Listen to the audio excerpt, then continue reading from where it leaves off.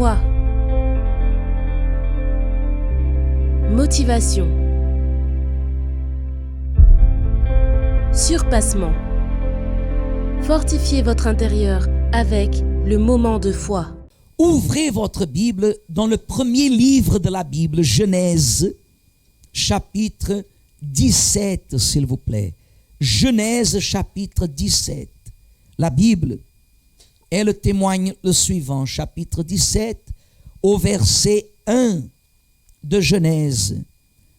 En espérant que tout le monde ait pu ouvrir leur Bible, chapitre 17, verset 1, dit comme ça. Lorsque Abraham, faites attention à la maison, Église, ici également, mais à la maison, soyez attentifs. Lorsque Abraham fut âgé de 99 ans, l'Éternel apparut à Abraham. Ça veut dire que ça faisait déjà 24 ans qu'Abraham, il suivait la parole de Dieu d'une façon qui l'avait honoré, qui lui avait fait conquérir. Abraham a eu la renommée, la reconnaissance. 24 ans qu'Abraham, il suivait. Rappelez-vous, 24 ans en arrière, Dieu avait fait une promesse à Abraham qui a déclenché sa foi. 24 ans. 24 ans après,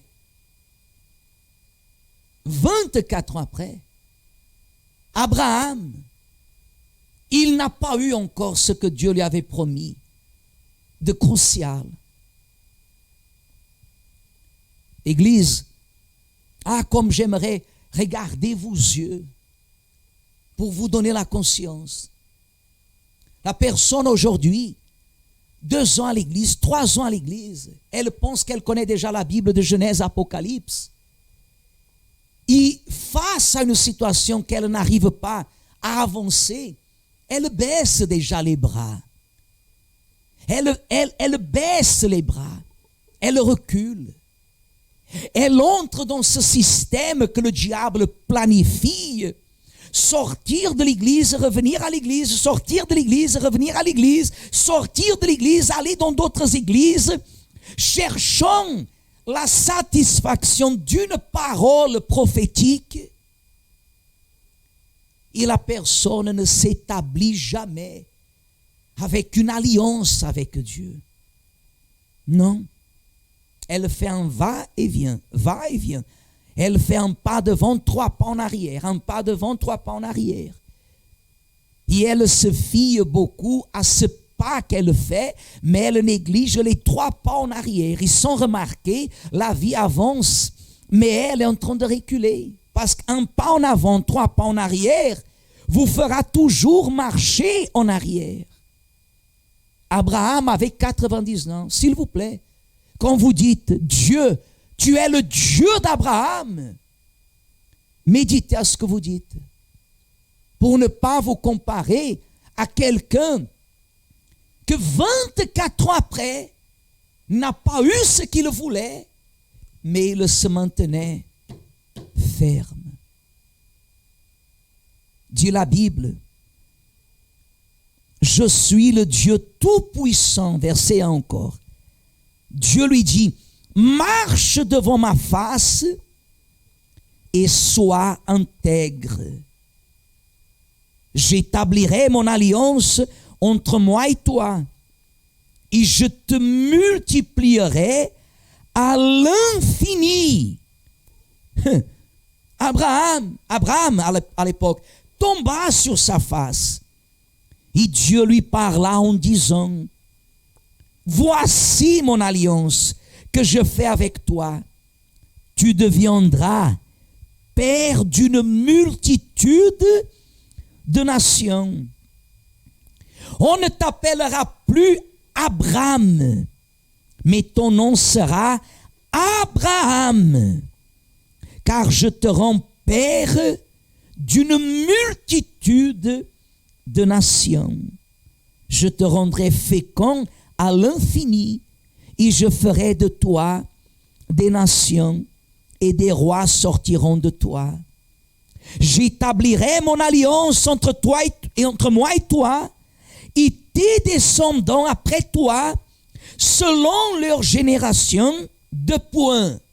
Il dit, ce sera une alliance perpétuelle en vertu de laquelle je serai ton Dieu et celui de ta postérité après toi.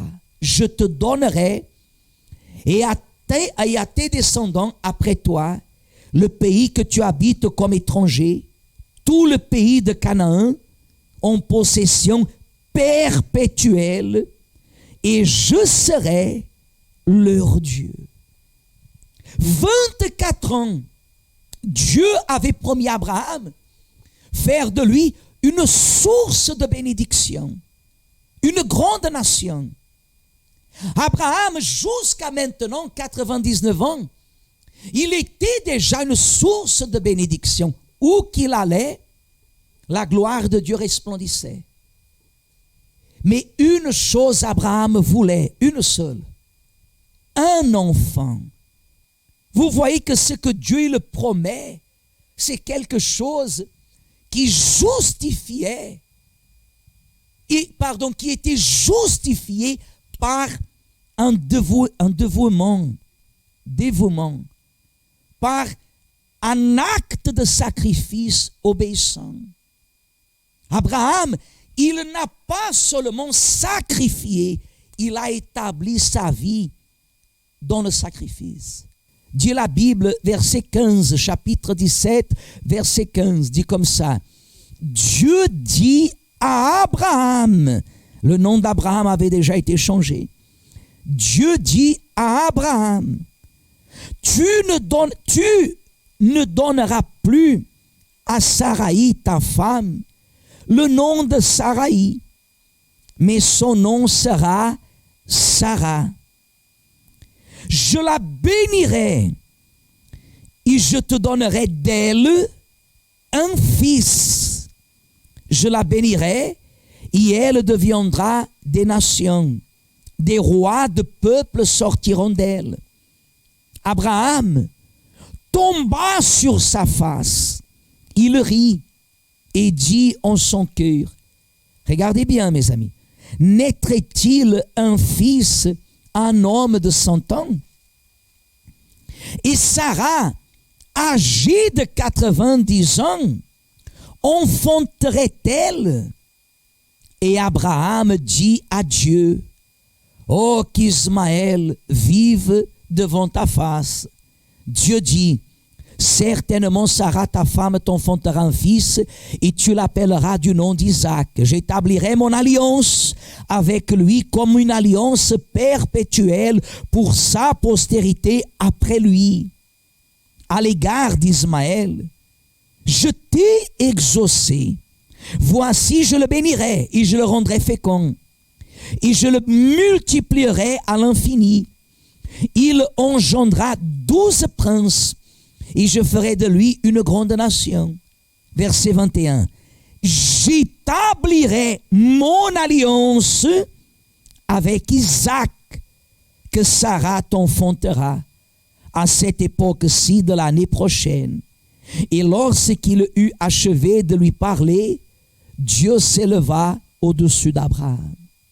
Vous voyez que Dieu, il a béni Abraham au point que à 100 ans, Abraham, il était tellement comblé qu'il aurait pu pencher vers la pensée de se dire, Dieu m'a tout donné, et maintenant 100 ans, est-ce que j'aurai vraiment, est-ce que ça vaut la peine, est-ce que j'aurai encore un fils, mon épouse, 90 ans, et moi 100 ans. Et Dieu lui a laissé bien enregistrer que Sarah allait lui donner un enfant. Pourquoi? Parce que Sarah, Le problème, ce n'était pas qu'elle avait 90 ans. Le problème, c'est qu'elle était stérile. Une femme peut dire comme ça, j'ai enfanté, j'ai accouché à 60, à 70 ans. Mais une femme stérile, accouchée à 90 ans.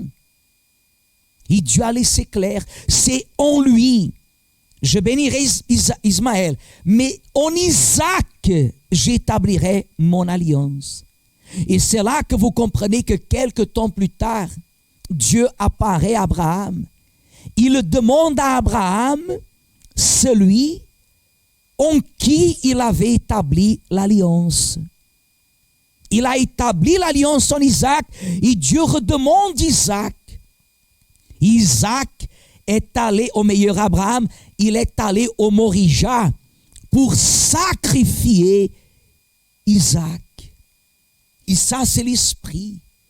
L'esprit du sacrifice, c'est pour Dieu. Ça, c'est l'esprit du sacrifice. On n'est pas là pour convaincre. Le témoignage, dans tous les témoignages, ce qui nous plaît, ce que nous valorisons, c'est ce qu'il y a dans leur âme. C'est ce qu'il y a dans leur intérieur. Dieu n'a pas besoin de rien en nous. Mais nous avons besoin de 100% de Dieu. Nos sacrifices témoignent combien on a besoin de Dieu.